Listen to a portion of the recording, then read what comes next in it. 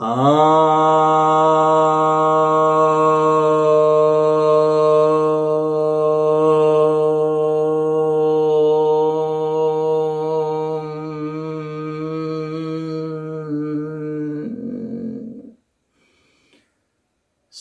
भक्तजनों को सप्रेम नमन।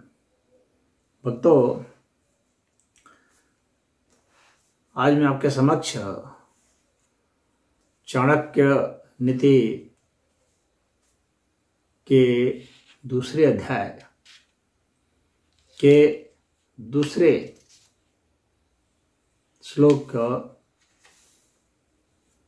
के ऊपर प्रवचन करने जा रहा हूं। चाणक्य कहते हैं, भोज्यम भोजन शक्तिश्च रति शक्तिर वरांगना विभवो दान शक्तिश्च न अल्पस्य तपसः फलम।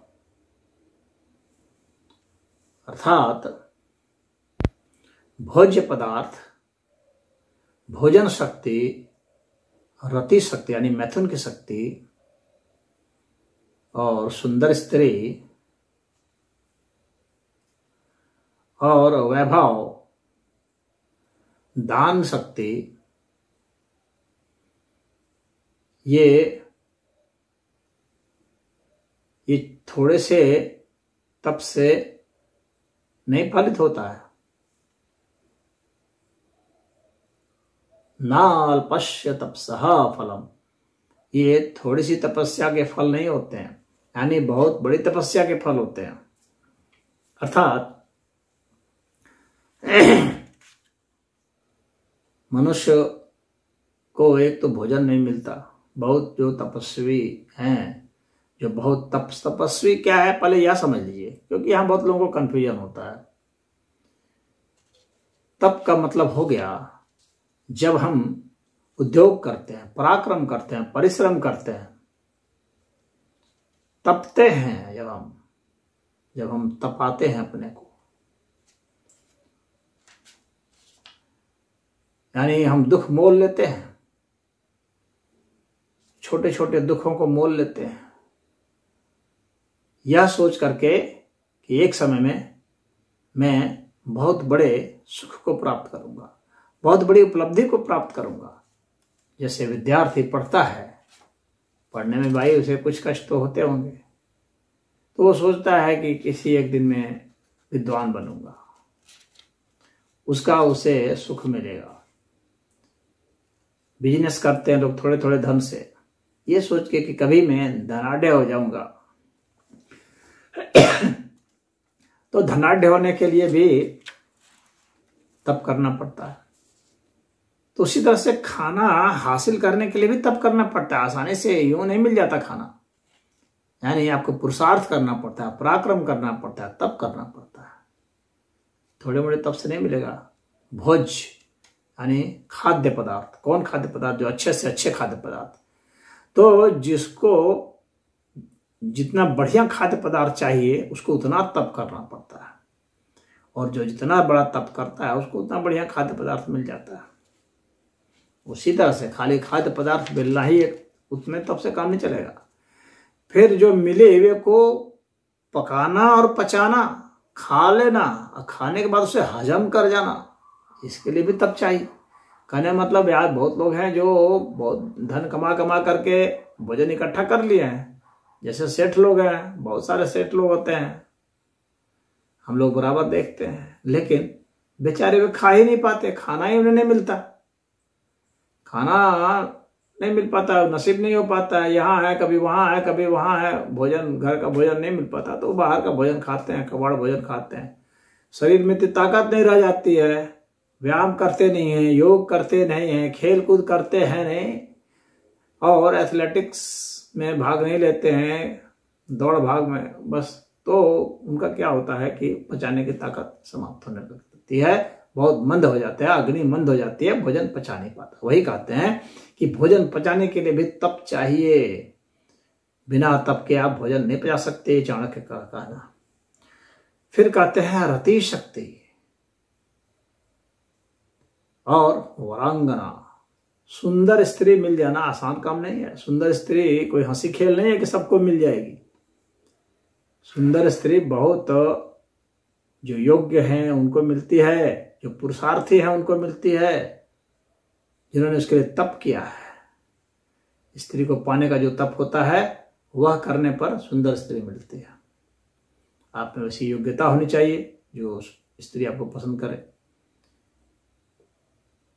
आप में वो क्षमता होनी चाहिए, आपके पास धन हो, विद्या हो, हुनर हो, कोई कला हो, नाम हो, यश हो, कुछ तो हो, तभी वह मिलेगी। तपस्या से ही मिलती है, और तपस्या से ही उसे आप अपने पास रख भी सकते हैं। नहीं तो वो तो भाग जाएगी, किसी के साथ चली जाएगी, कोई उसे ले जाएगा। तो जिसे अगर कभी देव संयोग से ऐसा मिल भी जाए तो वो रख नहीं सकता। रखने के लिए भी तपस्या चाहिए, तप चाहिए। रति शक्ति, और उसे भोगने के लिए भी, सुंदर स्त्री को भोगने के लिए भी काम की शक्ति चाहिए। तो काम शक्ति अगर नहीं होगी तो स्त्री रह करके भी क्या करेगी जब हम उसे भोग ही नहीं पाएंगे। तो वो रहे ना रहे बात बराबर हो गई, बल्कि नहीं रहे तो और अच्छा है। जब हम उसे भोग ही नहीं सकते, यानी भोग नहीं सकते, अर्थात जो नपुंसक है उसके लिए सुंदर स्त्री का क्या मतलब?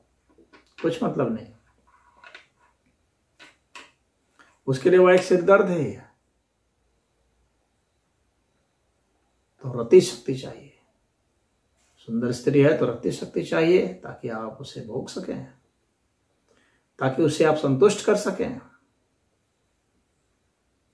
रति शक्ति, उसके बाद कहते हैं विभवो, वैभव। लोग वैभव की कल्पना करते हैं कि मेरे पास ये हो, गाड़ी हो, बंगला हो, जमीन हो, जायदाद हो, पद हो, नाम हो, गुणगान हो। अरे भाई, इसी तरह फ्री में थोड़ी हो जाएगी। उसके लिए आपने कौन सा तप किया है? हर एक को तप करना पड़ता है। वैभव यूं नहीं आता। वैभव के लिए तप करना पड़ता है। तो वही चाणक्य कह रहे हैं कि आपको तप करना पड़ेगा तो आपको वैभव मिलेगा। वो आकाश से नहीं टपक जाएगा अपने आप। आपके ऊपर कृपा की कोई बरसात नहीं होगी। चाणक्य ने कृपा नहीं माना है, कहा है सिर्फ तप से होगा। और कुछ लोग, कुछ ऐसे जो है व्याख्याकार, वे लोग इसका अर्थ लगाते हैं कि वो भाग्य से मिल गया है, भाग्यशाली लोगों को मिलता है। नहीं, चाणक्य ने भाग्य की बात ही नहीं की है। चाणक्य ने तपस्या की बात की है, तपस्या की बात की है, तपस्या की बात की है। तो वैभव तपस्या से ही मिलेगा। और क्या कहते हैं? दान शक्ति, दान की शक्ति। वैभव तो मिल गया, धन भी मिल गया, लेकिन आपको दान की शक्ति ही नहीं मिली। दान की शक्ति बहुत बड़ी शक्ति है। बहुत लोगों के पास पैसा होता है लेकिन देने की ताकत नहीं होती है। दान की शक्ति साधारण शक्ति नहीं है, यह ईश्वरीय शक्ति है। इस शक्ति से भगवता शक्ति का पता चलता है, क्योंकि भगवता सदैव देने में विश्वास है। भगवान देते हैं ना, हम लोग को वरदान देते हैं, धन देते हैं, पद देते हैं, सब भगवान देते हैं। तो जो जिसमें वो दान देने की शक्ति आ गई, इसका मतलब है उसमें देने की शक्ति आ गई, इसका मतलब भगवता शक्ति आ गई। तो जो लोग दानी हैं उनमें वो भगवता शक्ति है, वो साधारण शक्ति नहीं होती है। पैसे तो बहुत लोग कमा लेते हैं लेकिन दे नहीं सकते, क्योंकि पैसे को देना का मतलब है समय को देना, जो उसको कमाने में जो हमने समय लगाया उसको दे देना। इसका मतलब है उस शक्ति को दे देना जो कमाने में लगी, उस शक्ति को दे देना। इसका मतलब है उस परिश्रम को, उस बुद्धि को, उस प्रतिभा को, उस हुनर को जिससे कमाया उसको दे देना, उस दिल को दे देना, उस भावना को दे देना।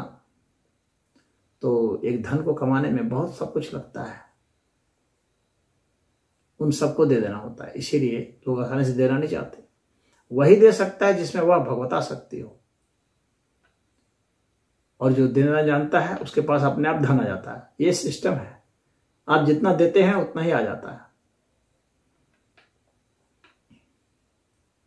हाँ, आपको पात्र चुनना पड़ेगा। किस पात्र को दे रहे हैं, मात्रा चुननी पड़ेगी, कितनी मात्रा में दे रहे हैं। और शास्त्र ने बताया है कि 6% देना है। 6% से ज्यादा आप देते हैं तो फिर आप उल्लंघन करते हैं, फिर आपको मिल सकता है कुछ अन्य चीज, कोई चीज आपको मिल जाएगी ज्यादा देने से, लेकिन वह शास्त्र का उल्लंघन होगा तो आपको उसे एक दंड भी मिलेगा, क्योंकि एक संतुलन बनाया गया, शास्त्र में बैलेंस बनाया गया है। आप सब कुछ नहीं दे सकते, सारा धन कमाया हुआ आप नहीं दे सकते। क्यों? क्योंकि कमाया हुआ धन सिर्फ आपका नहीं होता है, उस पर आपके बच्चे का हक है, आपकी पत्नी का हक है, आपके माँ बाप का, आपके भाई बहन का, आपके अन्य रिश्तेदारों का, आपके मित्रों का, सबका हक है उस पर।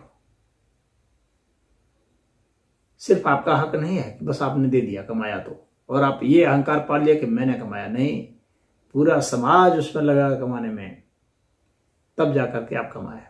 इसीलिए उस पर हक भी पूरे समाज का है। इसलिए आप सर्वथा सब चीज दान नहीं कर सकते, यानी उसका भी एक लिमिट है, परंतु दान अवश्य ही करना चाहिए, देना अवश्य चाहिए। तो दान शक्ति जो है बहुत महान शक्ति है और बहुत विवेक की शक्ति है, विवेक के साथ दान देना चाहिए। तो कह रहे हैं ये छोटी मोटी तपस्या से नहीं मिलता, ना अल्पस्य तपसः फलम, छोटे मोटे तप से यह नहीं मिलेगा, महान तप से यह मिलता है। यही चाणक्य का मंतव्य है। मुझे उम्मीद है आप समझ गए होंगे और इस श्लोक से लाभान्वित भी होंगे। हरि ओम।